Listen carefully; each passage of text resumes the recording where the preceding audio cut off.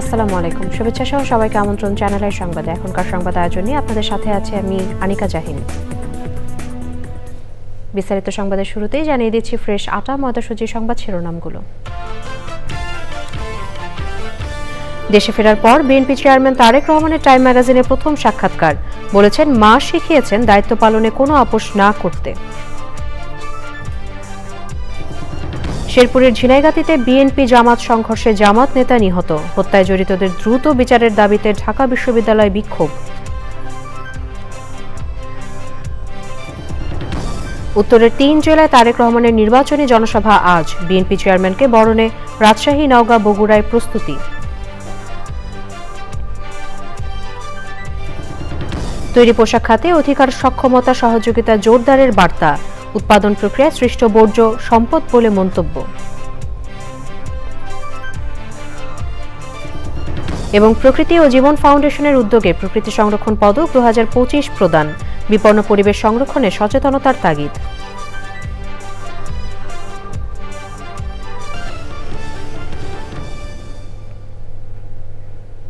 সংবাদ শিরোনামগুলো জানাচ্ছিলাম। এখনকার এই সংবাদ আয়োজন একই সঙ্গে চ্যানেল আইয়ের ইউটিউব চ্যানেল এবং চ্যানেল আইয়ের ওটিটি প্ল্যাটফর্ম আইস্ক্রিনে লাইভ স্ট্রিম হচ্ছে।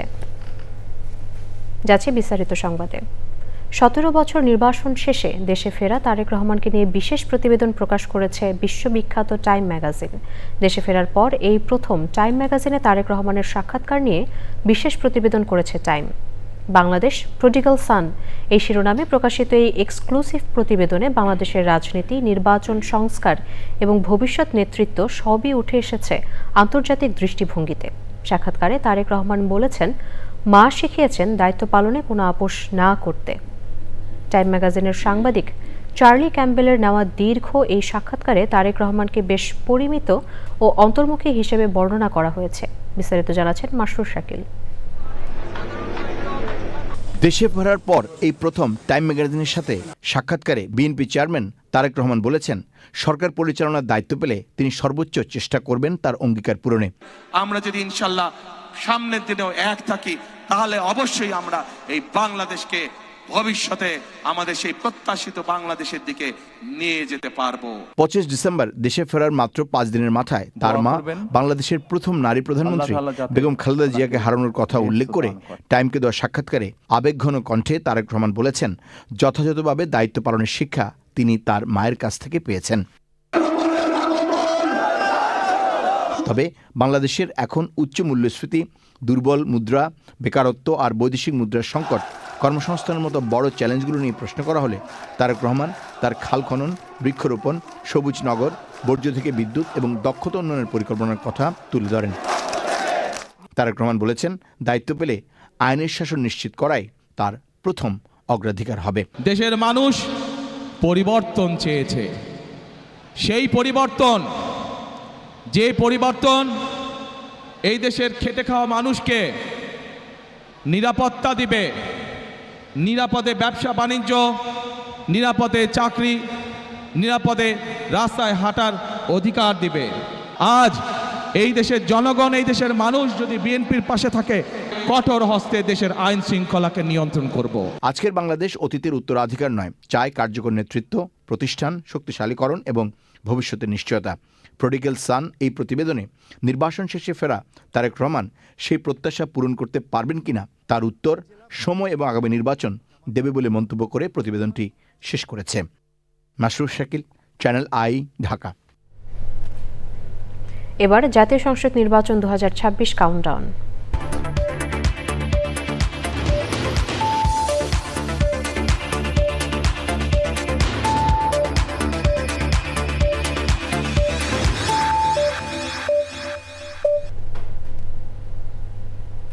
শেরপুরের ঝিনাইগাতী উপজেলায় জামাত ও বিএনপির নেতাকর্মীদের সংঘর্ষে শ্রীবর্দী উপজেলা জামাতের সেক্রেটারি রেজাউল করিম নিহত হয়েছেন।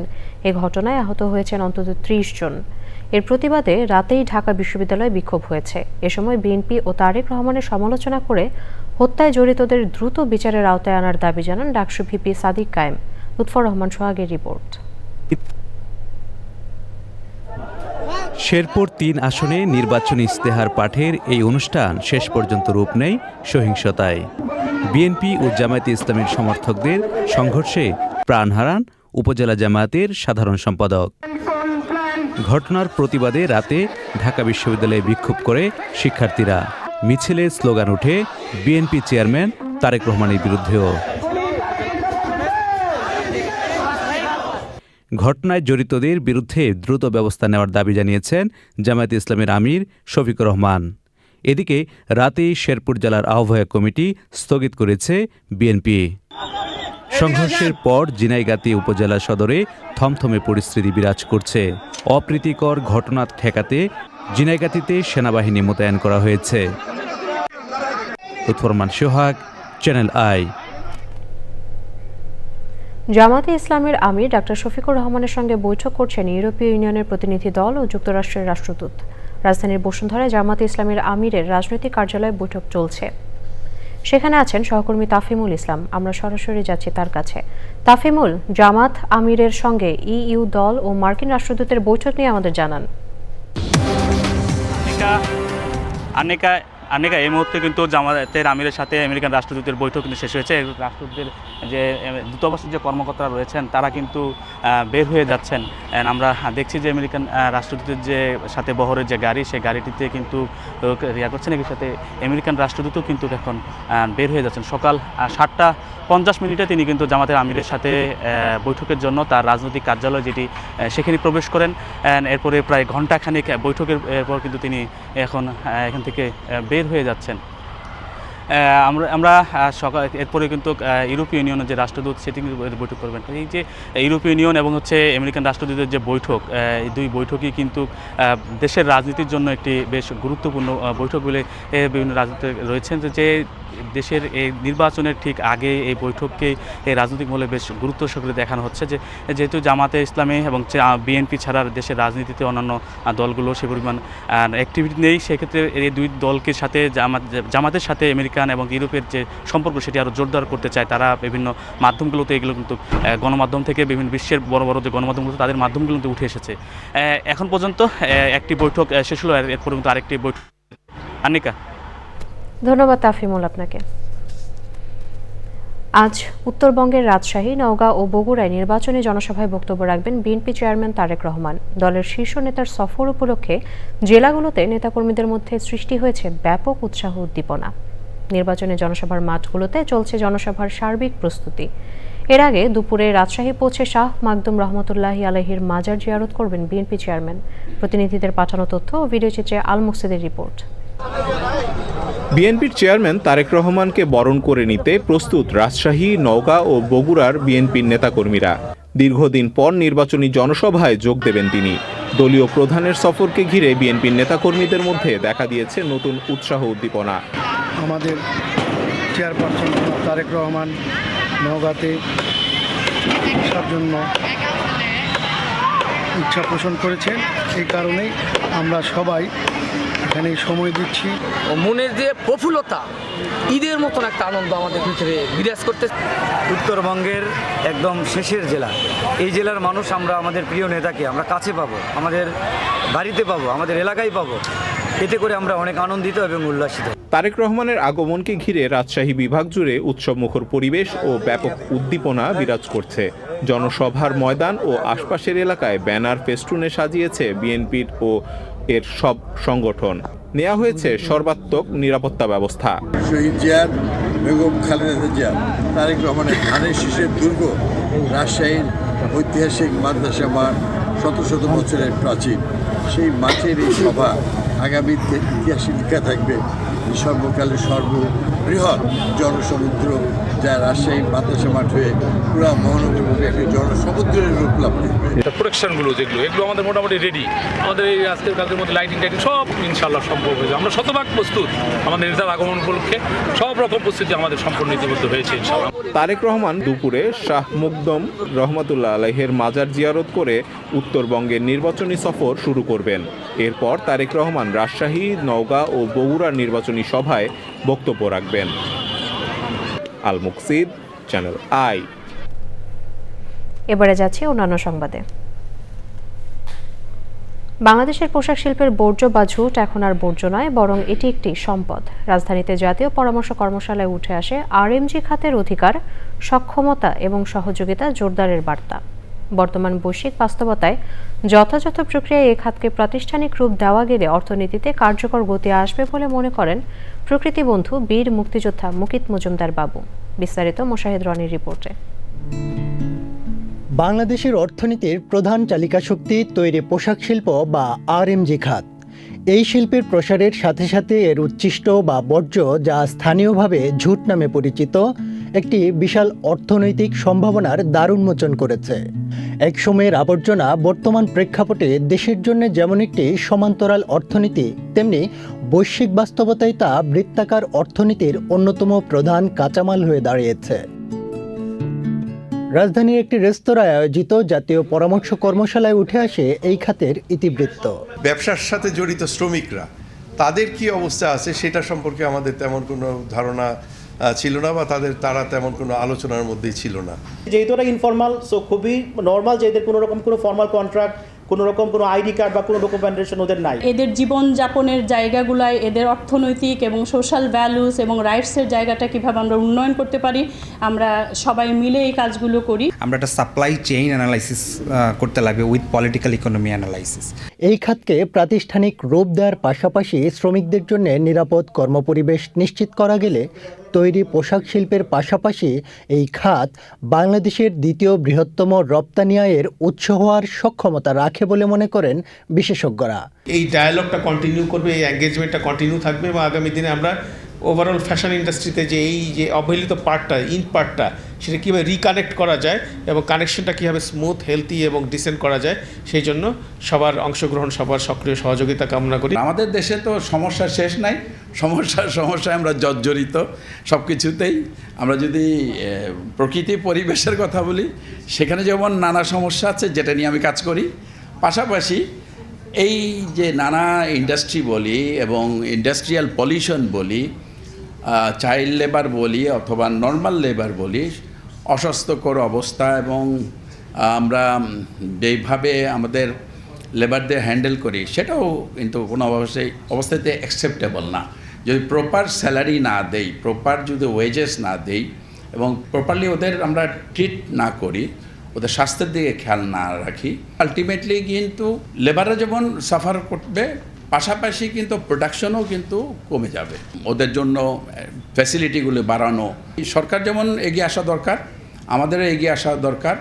এবং আমরা যখনই এক হব, তখনই কিন্তু আমরা যেমন এই দেশটাকে ভালো রাখতে পারবো, মানুষজনকে ভালো রাখতে পারবো, আমাদের যে আশেপাশে যা আছে সেগুলোকেও ভালো রাখতে পারবো। আসলে আমরা কথা বলছি আজকে, এই কথা কিন্তু বলছি ভালোর জন্য, সুতরাং এই ভালোটা যেন আমরা সবাই মিলে এগিয়ে নিয়ে যেতে পারি। বিশ্লেষকরা বলছেন, ন্যায্য শ্রমিক অধিকার নিশ্চিতের পাশাপাশি ঝুটকে কেন্দ্র করে একটি সুশৃঙ্খল ইকোসিস্টেম গড়ে তোলায় এখন সময়ের দাবি।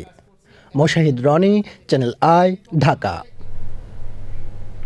প্রতি বছরের ধারাবাহিকতায় এবারও দেশের প্রকৃতি ও জীববৈচিত্র্য সংরক্ষণে বিশেষ অবদান রাখায় প্রকৃতি সংরক্ষণ পদক 2025 প্রদান করেছে প্রকৃতি ও জীবন ফাউন্ডেশন। চ্যানেল আয়ে জমকালো আয়োজনে অংশ নেন পরিবেশপ্রেমী বিশিষ্টজন সহ নীতি নির্ধারকরা। বিপন্ন পরিবেশ ও জীববৈচিত্র্য সংরক্ষণে সার্বিক সচেতনতার পাশাপাশি সীমাবদ্ধতা ও সম্ভাবনার বার্তাও উঠে আসে অনুষ্ঠানে। আফরোজা হাসির রিপোর্ট।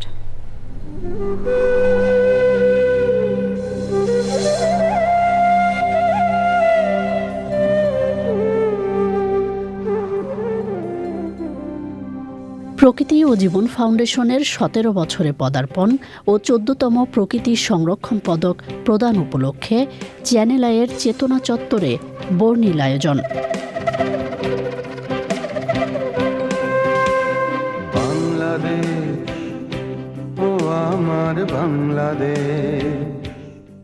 প্রামাণ্যচিত্রে তুলে ধরা হয় পরিবেশ ও জীববৈচিত্র্য সংরক্ষণে প্রকৃতি ও জীবন ফাউন্ডেশনের স্বপ্নযাত্রার নানা কর্মকাণ্ড।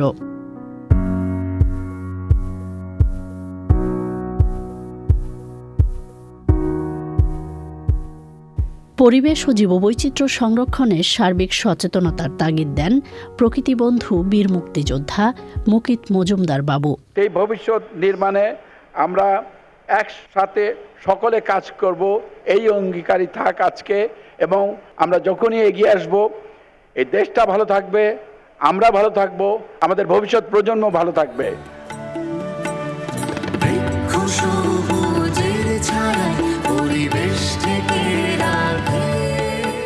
অনুষ্ঠানে প্রকৃতি ও জীবন ফাউন্ডেশনের নতুন সংযোজন পিওজে মিউজিক ক্লাবের নতুন গান বৃক্ষমায়ার প্রিমিয়ারের পাশাপাশি মনোমুগ্ধকর সাংস্কৃতিক আয়োজন উপভোগ করেন অতিথিরা।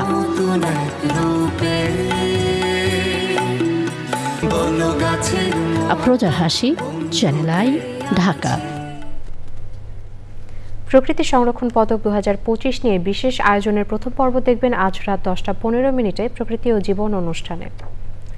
কলকারখানা আর বাণিজ্যের শহর নারায়ণগঞ্জ, প্রতিদিন হাজারো মানুষের পদচারণায় আর শিল্পায়নের চাপে দিনে দিনে এখানকার পরিবেশ অনেকটাই হুমকির মুখে পড়ছে।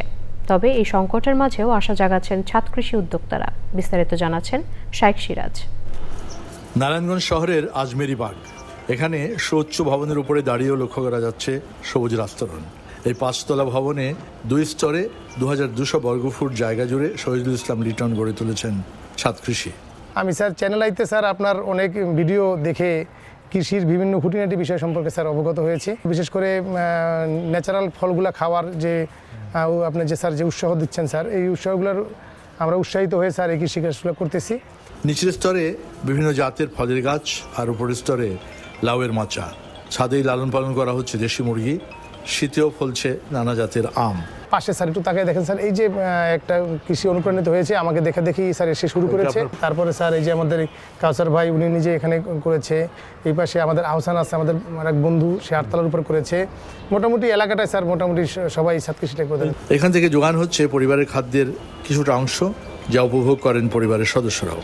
ভাই সাহেব করেন, আপনিও আসেন কি? হ্যাঁ, আমি আসি। আমি বেশিরভাগই ভিজিটর হিসেবে আসি, অথবা আসি দেখা যায় যে অক্সিজেন গ্রহণ করি। শীতের সময় আবার আম হয়েছে আমাদের। আরে বাবা, 4টা আম হয়েছিল। তার মানে তোমার 12 মাসই আম হয় না? স্যার, তোমাদের 12 মাসই আম আছে, বছর জুড়ে আম হয়। তো বাংলাদেশের জেলায় জেলায় বিশেষভাবে 12 মাসি আমের যে চাষ হয়, তার পাশাপাশি ছাদে আঙিনায় অনেকেই 12 মাসি আমের চাষ করছেন। শহীদুল ইসলাম লিটন তেমনই একজন, যিনি তার নিজস্ব বাড়ির এই ছাদটুকুকে ছাদ কৃষি কাঠামো তৈরি করে আয়োজন করেছেন এই সুন্দর বাগানটি, যার মধ্য দিয়ে তিনি শুধু এখান থেকে ফসল পাচ্ছেন এবং সেটা দিয়ে তার চলছে, বিষয়টা ওরকম নয়। তার যে আনন্দ পরিবারের সবাইকে নিয়ে, সেটাকে তিনি অনেক বেশি উপভোগ করছেন। নারায়ণগঞ্জের আজমেরি বাগের শহীদুল ইসলাম লিটনের ছাদ কৃষি থেকে শাইখ সিরাজ, চ্যানেল আই। কাতারের রাজধানী দোহায় 30শে জানুয়ারি হতে যাচ্ছে এশিয়ান মেগা কনসার্ট 2026। আয়োজনের মূল আকর্ষণ হিসেবে মঞ্চ মাতাবেন নগর বাউল খ্যাত শিল্পী জেমস। দোহার শিল্পনগরী সানাইয়া এলাকার এশিয়ান টাউনের অ্যাম্ফি থিয়েটারে জাঁকজমকপূর্ণ এই আয়োজনের media partner channel I. Concert উপলক্ষে সংবাদ সম্মেলনে জানানো হয়, অনুষ্ঠানে প্রধান অতিথি থাকবেন কাতারে বাংলাদেশের রাষ্ট্রদূত হজরত আলী খান। রাষ্ট্রদূত হজরত আলী খানের সঙ্গে দেখা করে চ্যানেল আইয়ের ব্যবস্থাপনা পরিচালক ও বাংলা একাডেমি পুরস্কারপ্রাপ্ত শিশু সাহিত্যিক ফরিদুর রেজা সাগরের লেখা ছোট কাকু সিরিজের সংকলন ছোট কাকু সিরিজ 40 বইটি উপহার হিসেবে তুলে দেন চ্যানেল আইয়ের অনুষ্ঠান বিভাগের assistant manager Aminul Islam Raju. Channel I প্রথম চ্যানেল, আর তারাই এই সমস্ত বড় বড় ইভেন্টগুলো করে থাকেন। তারা আমাদেরকে মিডিয়া পার্টনার হিসেবে আমাদের সাথে আছেন। এবারে নিটল টাটা কৃষি সংবাদ।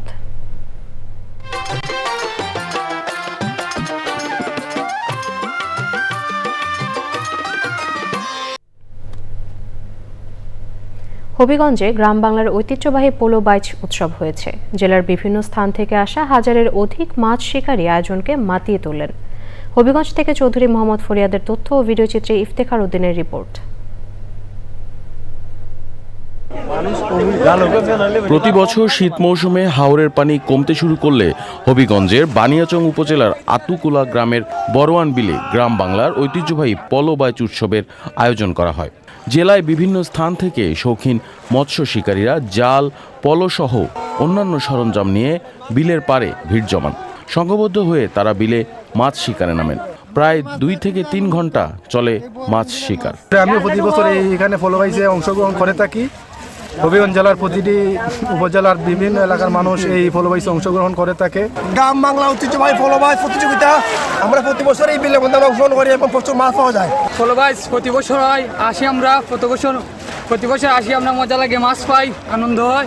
এটা আমাদের গ্রাম অঞ্চলে যেগুলো আনন্দ উৎসব হয়ে থাকে তার অন্যতম হচ্ছে এই পলো উৎসব, যা আমাদের গ্রামের মানুষের, এলাকার মানুষের আস্থা পুরা হবিগঞ্জ শহরের মানুষের, জেলার থেকে বিভিন্ন জায়গা থেকে মানুষ আসে, আইসা এই ফল উৎসবে অংশগ্রহণ করে।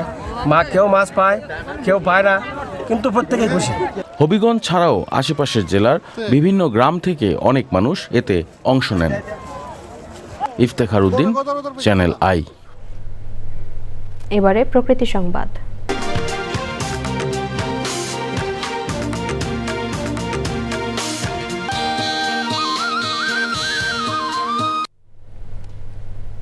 চুয়াডাঙ্গার প্রত্যন্ত গ্রাম রামনগরের নোয়াখালী রোজ অ্যান্ড গার্ডেনে সৌন্দর্য ছড়াচ্ছে বাহারি ফুল। প্রাকৃতিক মনোরম পরিবেশ আর ফুলের চোখ জোড়ানো সৌন্দর্য আকৃষ্ট করছে প্রকৃতিপ্রেমীদের। যান্ত্রিক জীবনের ব্যস্ততা ভুলে ফুলের মাঝে প্রশান্তি খুঁজে ফিরছেন দর্শনার্থীরা। রাজীব হাসান কোচির তথ্য ও ভিডিওচিত্রে আফরোজা হাসির রিপোর্ট। 2023 সালে 3 বিঘা জমিতে গোলাপ, জারবারা, জিপসি, মমসহ নানা জাতের ফুলের চাষ শুরু করেন চুয়াডাঙ্গার দামুড়হুদা উপজেলার রামনগর গ্রামের 2 তরুণ পলাশ ও শাকিল। কয়েক বছরের ব্যবধানে ধৈর্য আর অক্লান্ত পরিশ্রমে নানা প্রজাতির ফুলে ফুলে ভরে উঠেছে নোয়াখালী রোজ অ্যান্ড গার্ডেন। প্রকৃতির মনোরম সৌন্দর্য উপভোগে বাগানে ভিড় করছেন প্রকৃতিপ্রেমী ও দর্শনার্থীরা। প্রিয় মুহূর্তের স্মৃতি ধরে রাখছেন মুঠোফোনে। যে ফুল দেখে সত্যি কথা জার্নি করে যে আসছি, আমার কষ্টটা সার্থক। উদ্যোক্তা যারা করেছে তাদেরকে ধন্যবাদ জানাই যে এত সুন্দর একটা পরিবেশ তৈরি করার জন্য। জেলাকে সৌন্দর্য করে সারা বাংলাদেশের মধ্যে রিপ্রেজেন্ট করতে পারে। আমাদের চুয়াডাঙ্গা জেলাতে এরকম একটা ফুলের রাজ্য হয়েছে বলা চলে, খুব ভালো লাগছে দেখতে। আমরা সকলেই ফুল প্রেমী, ফুল পছন্দ করি এবং এমন কিছু পছন্দ করি আমাদের মনোমুগ্ধকর করবে। স্বাবলম্বী হওয়ার তাগিদ থেকে নেওয়া এই উদ্যোগ তৈরি করছে কর্মসংস্থানের সুযোগ। চন্দ্রমল্লিকা যে 1.5 বিঘা আছে, এই 1.5 বিঘা আলহামদুলিল্লাহ এই টাকা খরচ হয়েছে, সে টাকা আলহামদুলিল্লাহ হেতো আসছে। আর যে মাল পরিমাণ গাছে আছে এটা পুরোটাই মনে করেন যে আমাদের প্রফিট হিসাবে আছে। কৃষি সম্প্রসারণ অধিদপ্তর ওনাদেরকে পরামর্শ দিয়ে যাচ্ছেন যাতে ফুল চাষ আরো মানসম্মত ভাবে বাড়াতে পারেন, তাতে করে এই এলাকার মানুষের মানসিক স্বাস্থ্য যেমন ভালো থাকবে, পাশাপাশি অর্থনীতির চাকাও অনেকটা গতিশীল হবে। চলতি মৌসুমে জেলার 4 উপজেলায় 59 হেক্টর জমিতে ফুলের চাষ হয়েছে, যার বাজার মূল্য প্রায় 5 কোটি টাকা। আফরোজা হাসি, প্রকৃতি ও জীবন ডেস্ক, চ্যানেল আই। সংবাদ শেষ করব, তবে তার আগে ফ্রেশ আটা ময়দা সুজি সংবাদ শিরোনামগুলো জানিয়ে দিচ্ছি আরও একবার। দেশে ফেরার পর বিএনপি চেয়ারম্যান তারেক রহমানের টাইম ম্যাগাজিনের প্রথম সাক্ষাৎকার। বলেছেন, মা শিখিয়েছেন দায়িত্ব পালনে কোনো আপোষ না করতে। শেরপুরের ঝিনাইগাতীতে বিএনপি জামাত সংঘর্ষে জামাত নেতা নিহত। হত্যায় জড়িতদের দ্রুত বিচারের দাবিতে ঢাকা বিশ্ববিদ্যালয়ে বিক্ষোভ। উত্তরের 3 জেলায় তারেক রহমানের নির্বাচনী জনসভা আজ। বিএনপি চেয়ারম্যানকে বরণে রাজশাহী, নওগাঁ, বগুড়ায় প্রস্তুতি।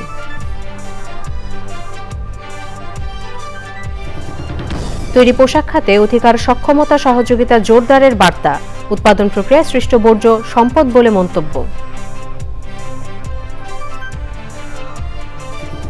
এবং প্রকৃতি ও জীবন ফাউন্ডেশনের উদ্যোগে প্রকৃতি সংরক্ষণ পদক 2025 প্রদান। বিপন্ন পরিবেশ সংরক্ষণে সচেতনতার তাগিদ।